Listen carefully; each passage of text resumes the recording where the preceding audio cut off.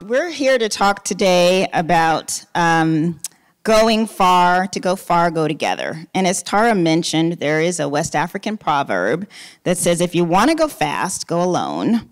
If you want to go far, go together. And we've heard a lot today about partnerships and collaborations, and so we're going to hear a little bit more from our panelists, our esteemed panelists, about their experience working with collaboratives and partnerships, what's worked, what hasn't worked, what things we need to think about as we move forward in partnership together, and how we can do a better job at that as a community. So I want to start off by just talking a little bit about First Five and our experience with partnerships. And we work at the intersection of everything early childhood in terms of championing early childhood, connecting disparate systems that support childhood, as well as capacity building in a healing-focused and relationship-based way. And why do we need healing-focused and relationship-based capacity building? Well, it's partly related to some of the things that Chris Benner talked to us about. In terms of when you really start to look at that data and you disaggregate it, it's depressing. So our why, in terms of why we do this work, is that, as you heard Supervisor Lopez say, there's not enough licensed child care in our county to support the need. Only about 1/4 of our children are in licensed childcare. The other piece that's pretty challenging is that when we look at whether or not children are ready, R-E-A-D-Y, for kindergarten, we find that only about 1/4 of them are. And what we found is that they can't be R-E-A-D-Y ready if our systems are not centered in understanding about race, equity, diversity, and inclusion, our EDI. So when we disaggregate that data that I said that was about 1/4 or 25% of our children are ready, what happens is it's actually about 40% of our Anglo children are ready. It's only about 14% of our indigenous population and 16% of our Latinx population. And that is through no fault of their own. That is the fault of our systems not supporting them and the fact that they have been placed furthest from opportunity. So we need to do a much better job. When we disaggregate that data, we look at those that we have put at risk, right? And so we need to make sure that we are working in partnerships, because we can't do it alone, and in coalitions. So we've worked with the Central Coast Early Childhood Advocacy Network, Bright Beginnings, countywide Early Childhood Development Initiative, Bright Beginnings, the Cradle to Career Initiative, the Salinas Inclusive Economic Development Initiative, the COVID Collaborative, which then turned into the Wellness Collaborative, and that's because the other piece of what our children have said, our families have said, and our children have said too, is that mental health is a big challenge for our communities right now. We're not talking about that as much as we should either, just like childcare. That the majority of our families are saying that the lack of access to mental health supports is really causing critical needs in their communities. So those are just some of the areas that we have really started to work in to see how we can make a difference for our children and families in our communities. And I want to ask our panel now to just tell us a little bit about some of the collaborative work that you are involved in and why it is so critical in the organizations and the communities that you're working in right now. I'm going to start with Celeste because I've had the privilege of also working with Regents Rice together, and I know she can tell us a bit more about that work and about the work that is happening with the SURF initiative. So Celeste.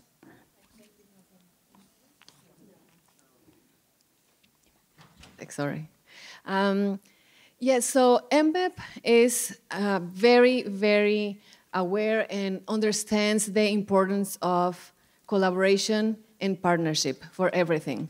So currently we, like Francine mentioned, we are the program lead for Regions Rise Together, which is a collaborative effort that started in 2020 with the support of California Forward and the James Irvine Foundation.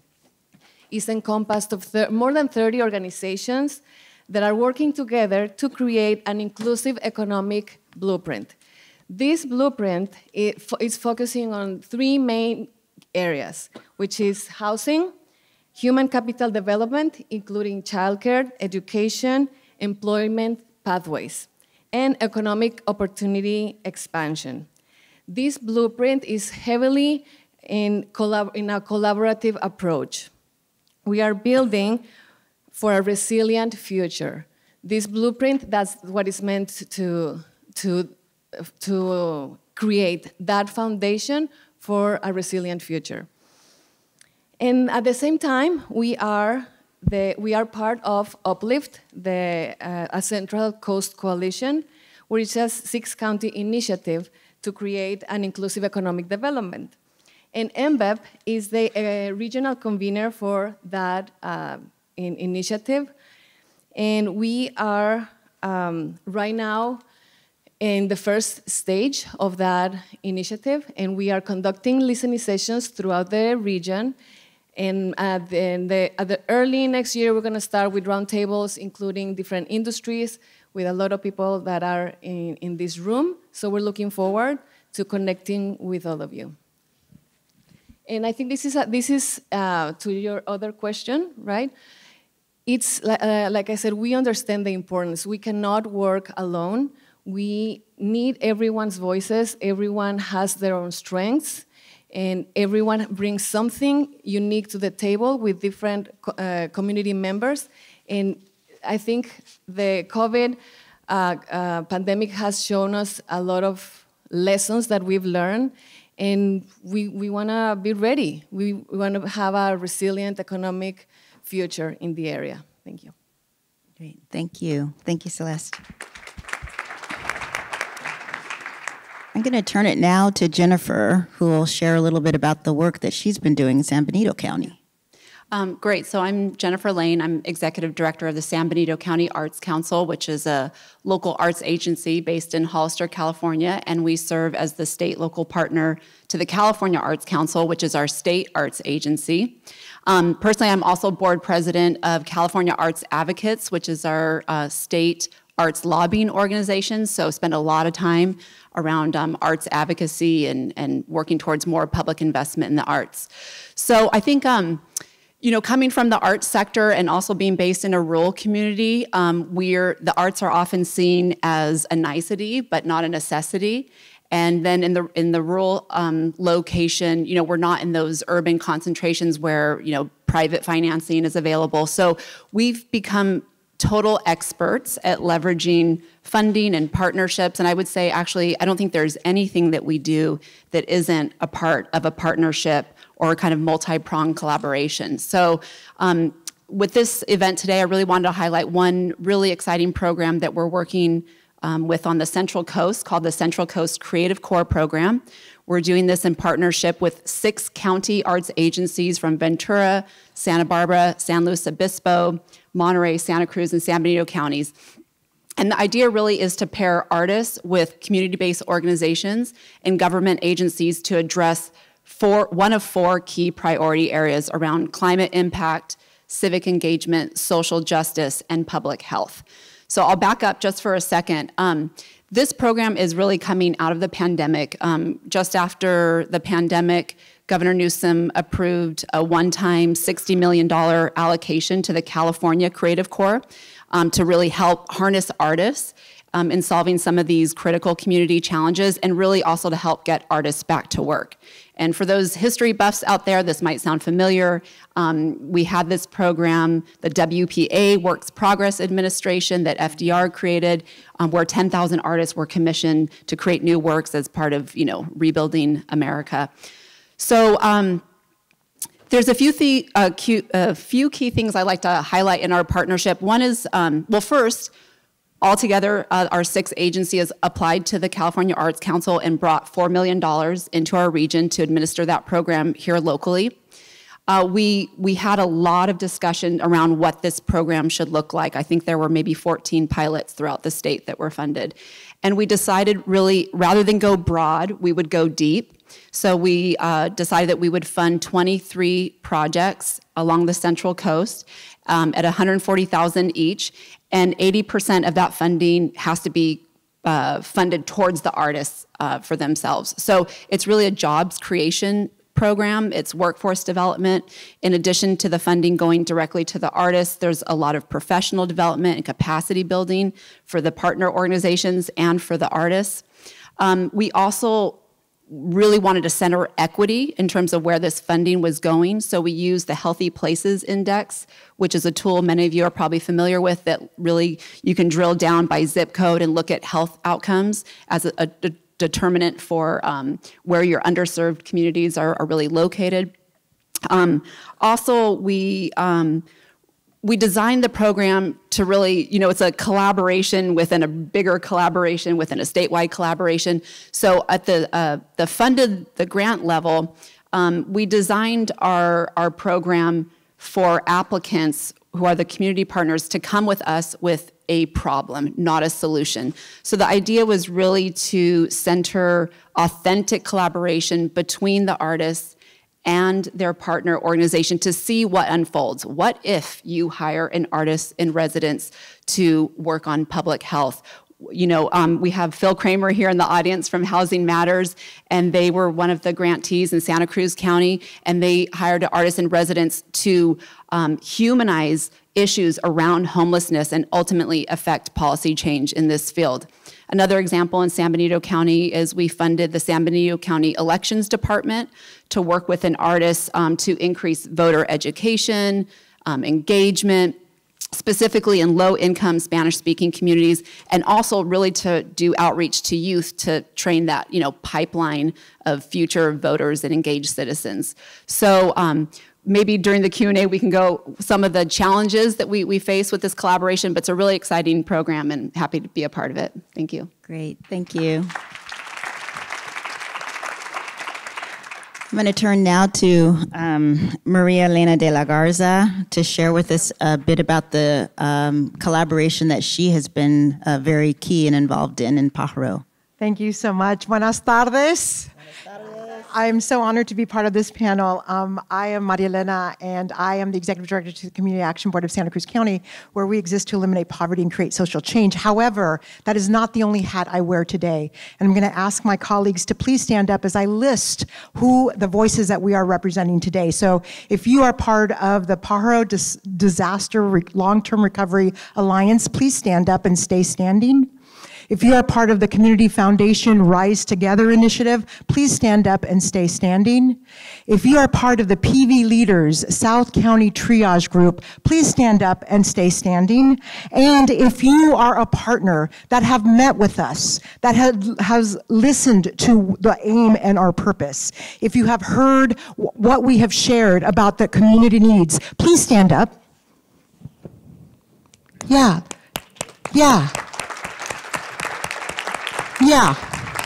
Many of the people who are standing are part of all those alliances, of all those groups. Thank you for standing. And my reason to have people to stand, to ask people to stand, is for us to see a visual representation of what it takes to create a movement in our communities.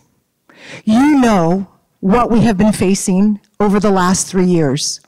What we have learned through community action in our community action plan process are that there are families who are reporting earning $5,000 annual income last year, $5,000 annual income last year because of effects of the pandemic, because of the effects of the fires, because of the impacts of the floods. Those are the realities.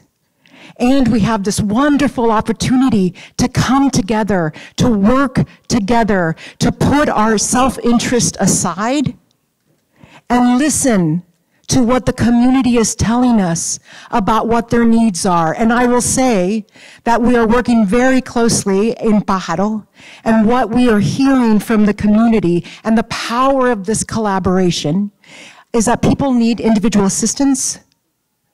Yes, there has been help. Yes, FEMA has helped. Yes, thank you, Governor's Office, for the Storm Assistance for Immigrants program for undocumented folks. And it's not enough. Businesses still have gaps. They still need support. Community is saying we need mental health support, and community is saying we need a communication system so when it rains again, we feel safe. And we bring those words from the communities that we serve collectively and the power of this group. It is a cross-sector group of churches, of school districts, of nonprofit partners, of elected officials, of the County Office of Education, of all those folks that come together, that had to. We had to come together because of the devastation of our community. And Watsonville, like Pajaro, are in the furthest areas of the counties that are millions of miles away from the systems designed to be accessible. They are not. And are even less accessible to our indigenous language communities. And so what is it going to take? How is it that we come together to respond? One, we have to with a sense of urgency. One, we have without funding, without resources, without a plan to begin with. But now we have a plan, and we invite you to join the movement and the wave because we have to. Folks, people are earning $5,000 a year. We need everybody in this room to join the collaboration. And it could be Rise Together, which is funding for leaders of color in Santa Cruz County to elevate their work as a response to racial justice needs. Thank you, Community Foundation. Susan True, where'd you go? Where are you, Susan? Yeah. And they not only did they bring community leaders together, but they also invested in us. And they also created a system to access funds easily. Where what I just said last week, sitting next to Susan, I didn't have to decide whether I'm going to grant write or fill a sandbag. It was a grant writing system based on trust and community response. That's what collaboration is about. And so I just want to say, the movement and the power of collaboration is about stepping out of your comfort zone, staying in your lane. Know qué granito de arena vas a dar. You have to know what grain of sand is your contribution. And providing and ensuring that you are listening. We are listening to the impacted community. Thank you.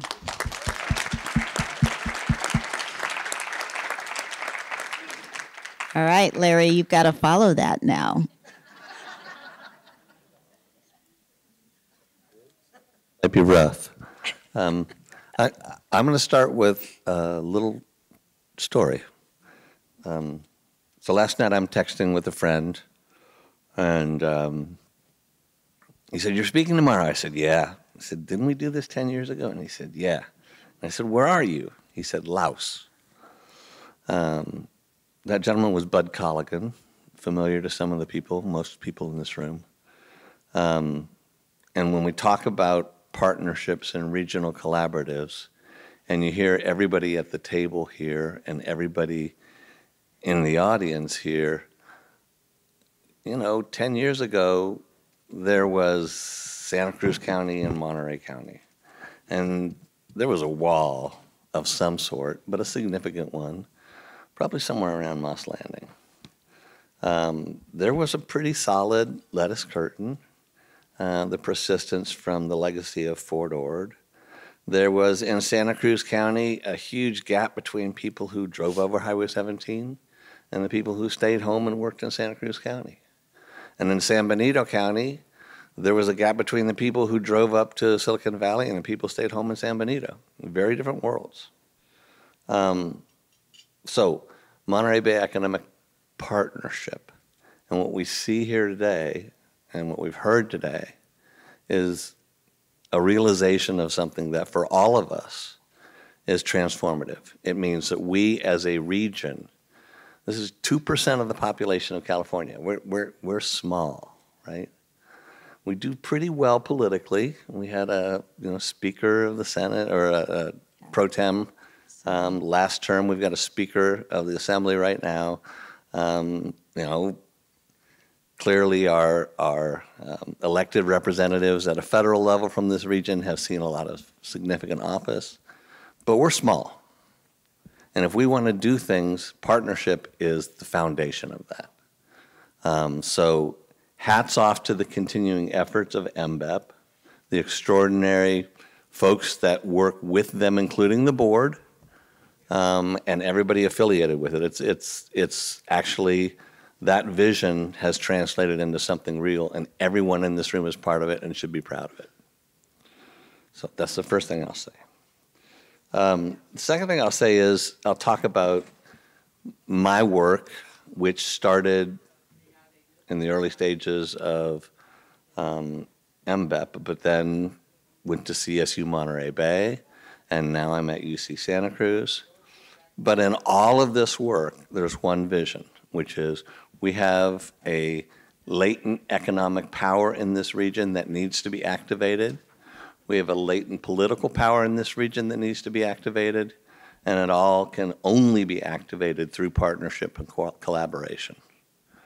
From an educational perspective, that means pre-K to doctoral, right? It means taking responsibility as MCOE, Monterey County Office of Education, or Santa Cruz Office of Education, all the way through to CSUMB, to UCSC. We are, as UCSC, we're reaching down into Monterey County in a way that we think is collaborative and cooperative. For those of us that have driven by MBEST for years and shaken our heads at the well-intentioned ideas behind establishing 500 developable acres for research, and the reality that nothing has happened. And we're changing that. We've got Joby in place. We've got an intention at this point to develop housing, so workforce housing, a large daycare center, working with Hartnell and CSUMB to staff and look at next generation childcare. Workforce housing and market rate housing, because we need to fund our next generation educational endeavors. And it's very unlikely that either the UC system or the state in the long term is going to do that. That means putting terminals so that residents of Monterey County can come to UC MBEST and access the UC library system. It means working hard. We just put together a huge collaborative, many of you in this room were part of that, to pursue a tech hub grant from the federal government, from the EDA. California got none of them. Right? We got shut out. But we need to then come together as a group and say, look, we've got the three leading advanced air mobility players in the United States, testing, manufacturing in our region. We've got a consortium of all the higher ed institutions, all the government entities. We need to approach our state and say, we want to build this out. We're behind the rest of the country in terms of infrastructure and policy, and we're California. So getting together and going collaboratively to the state to pursue funding for such a workforce training center, and then taking that knowledge and extending it into the community college system so it can scale across the entire state. That's the kind of work we can do, because we're small, but we're partners. And so thank you, from UCSC's perspective, from my perspective, and from Bud, who asked me to give you that thanks for help to realizing this dream.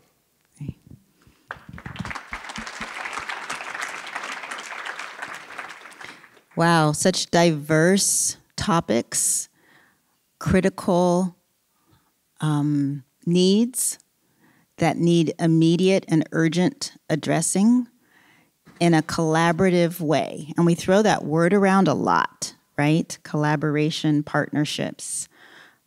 And we've heard a little bit about what it takes to be a good partner, right? And a good collaborator, which it sounds like from what I'm hearing from you all is not necessarily putting your own foot forward, right? Building trust. What does trust, what are the elements of trust? I ran across a trust equation once, and I want to see what you guys think about it. So trust is made up of credibility, reliability, vulnerability, how you're showing up. Are you showing up for yourself or are you showing up for others? And how are you communicating, right? And there's a lot of relationship building that happens in all of this, and it doesn't seem to happen overnight. So I want to hear from you all briefly about what you feel are the main elements. How do we be good partners? How do we build good collaborations? We're hearing that that's the only way we can move forward in this work and be successful in getting these partnerships and be the squeaky wheel. There's a lot of money, it sounds like there's out there, you guys, but we can only do it if we are together, right? But how are we good partners? So what would you say you would want to say to the folks in the audience today? I'm going to give each of you guys a minute. That's all we got. To just say, all right, what do you want to leave them with in terms of how to be good partners in this work moving forward? I'm going to let Maria Elena in. So I'm going to let you end. Okay, I'm going to start with you. Go ahead, Larry. Communication. Communication, consistency, communication. And lower your ego and look for the common good. Your idea is not always going to be the best. Take your turn, but share ideas and share love and trust. I mean, we do live in a wonderful place. It's got its problems, but it also has its solutions, and those solutions come through communications and community. Jennifer, what do you want to leave our audience with today? Yeah, I do like that trust equation. I would say, it's so easy just to jump into whatever you think the work actually is, but to take the time to really, discuss those values. When you ask how do you show up in the work, that is laying the groundwork for what do we believe in, what are we really working towards in the big scheme of things. So I would say, before jumping into the work, take the time to build trust, consensus, and those shared values. I have to say, be genuine. When you're not, people know, right? And listen. I'm going to share a 30-second story of something because we've been conducting these listening sessions throughout the region, and there was something that impacted me. This is a personal story. So I was talking with people that work in the field, and I'm thinking, the struggles they're going through, I'm listening to them, and then I'm thinking we have to find ways to give them better jobs. That's what I'm thinking, right? But then as the conversation went, this person said, we're happy in the field. We love working in the field. It's not enough. It's not the cost of living. So I'm thinking, it really struck me because it made me reflect my biases. I'm thinking we need to get them a better job. What is a better job? What is it like? For me, could be what's different for you, what's different from the community. So that's why I said, listen, because we have the opportunity to make changes, but it's not the changes that we think are going to be beneficial for the community. It's what they say, what they need, what they're facing, what's their experience, and then use that information, partner, and collaborate, and make those changes. Absolutely. I think I'm going to say, be brave. Because making the invisible visible is really uncomfortable.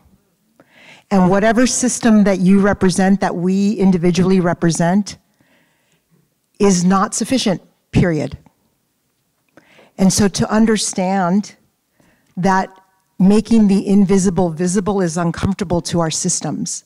When we're talking about racial justice, when we're talking about equity, when we're talking about the impacts on low-income community, it's not comfortable to hear that our system isn't enough and isn't accessible and doesn't have Spanish translation and doesn't have Mixteco translation and doesn't have childcare, and I can go on and on and on. And so it takes courage, valor, being brave, and as my colleague said, and humility. Thank you so much. So we're hearing relationships, trust, bravery, vulnerability, humility. And bring it back to what Chris Brenner said earlier, the DNA, having the data, but not just the aggregate data, disaggregating the data, having the narrative change, and moving toward action. So I want to thank you, panel, for your time.